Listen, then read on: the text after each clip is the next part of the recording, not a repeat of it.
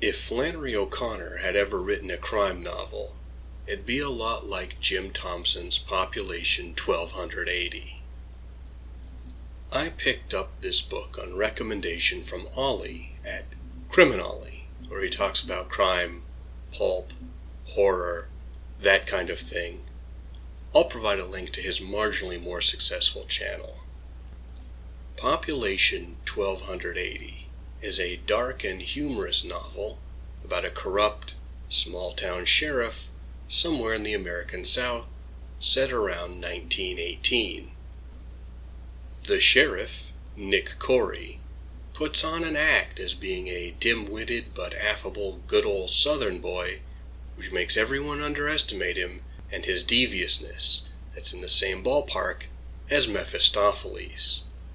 Feeling unsettled because of his unhappy marriage and upcoming election against a legitimate rival for sheriff, Corey sets about scheming his way into maintaining his authority while improving his personal life through deception, misdirection, and calculated violence. It doesn't take long for the reader to understand that Corey is almost totally untrustworthy, but his lies and hideous behavior are so over the top that it's hard not to laugh at the sheer scope and thoroughness of his depravity. The novel is darkly comedic in the way that American Psycho and the talented Mr. Ripley are.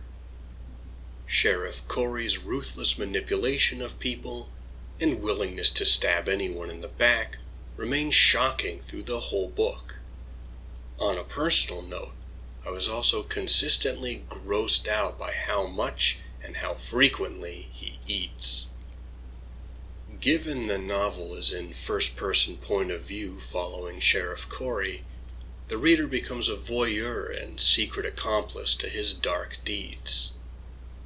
This brings to mind books like The Dwarf by Lagerkvist, Nabokov's Lolita, and American Psycho by Ellis, wherein the audience is attached to the perspective of a reprehensible protagonist who is explaining their crimes while we witness them. As disgusting as the sheriff is, however, in pretty short order we see that everyone in Pottsville is also a terrible person, with few exceptions.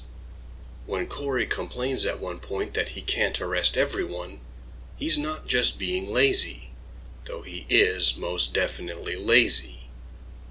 Everyone in town is crooked, or grifting, or violent, or malicious, or self-serving, or greedy, or hypocritical, or repulsive in some other way. This setup plays into Corey's rationalization of his behavior. At one point, a character says that the county needs a moral and courageous man to be sheriff, but Corey says that assertion isn't true. People say they want a good man because that's what they think they want, but in truth, they want to get away with as much sinning and vice as they can without the whole community collapsing. What they really want is someone who will turn a blind eye to their transgressions and only punish those unlucky or foolish enough to get caught. This explanation has more than a touch of the Grand Inquisitor's theory from Brothers Karamazov, so it's not difficult to see why Jim Thompson was called the dime store Dostoevsky. You could think of this book as a spiritual forerunner to Cormac McCarthy's No Country for Old Men. Both are violent crime stories that also possess a philosophical core. These novels have characters qualifying their actions in a world they see as hopelessly corrupt or broken. The frequent, and on the surface absurd, appeals to God and religion that Sheriff Corey makes can seem like another element of dark humor. There is, nonetheless, legitimate theological speculation going on here. However, it's one spot where Thompson's novel diverges from something like the stories of Flannery O'Connor. In her fiction, which also occurs in a Southern Gothic setting with characters who are grotesque inside if not outside, there remains the possibility of redemption. It might not be what the characters had believed it to be, nor realized in the way they might have thought, but the salvific and redemptive powers of God remain in a world O'Connor called Christ-haunted.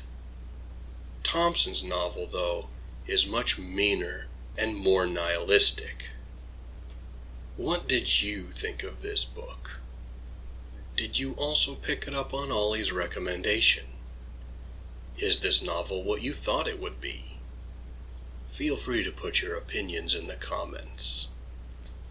If you're into stories with unlikable protagonists and can put up with some period-accurate racist language, you should certainly read Jim Thompson's Population 1280. It is not for everyone, but it is a transgressive, dark, and humorous story that might surprise you. Thank you for taking the time to listen to my peculiar notions. If you appreciate this channel and want to support it, you know what to do. You can also take a moment to like, comment, share, or subscribe to the channel of another YouTube creator you enjoy, so that they will be encouraged to keep up the good work. Until next time, read some good books, live, and be well.